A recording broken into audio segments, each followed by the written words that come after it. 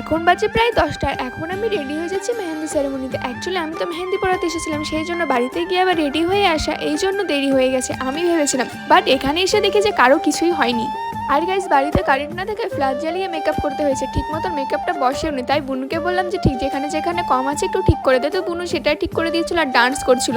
রিয়া আর সুস্মিতা বুনুকে দেখো, এদের আলাদাই জোশ। এরা না এখানে হাই হাই হই হই গানে ডান্স করছিল, আমার তো পুরো মজা লাগছিল দেখতে। তারপরে তো এখানে দেখো, এখানে সবাই ছিল ফ্রেন্ডরা, ওদের সাথে এখানে গল্প করছিলাম। তারপরে চলে আসলো আমাদের কিউট ব্রাইড। এখানে তো রেডি হয়ে চলে আসছে দিদিটা। যেহেতু আমি মেহেন্দি পড়াতে এসেছিলাম, সেই জন্য আমার মাথাটা পুরো যন্ত্রণা করছে, সেই জন্য আমি কিছুক্ষণ থেকেই চলে যাবো। একটু ডান্স দেখি বুনুদের।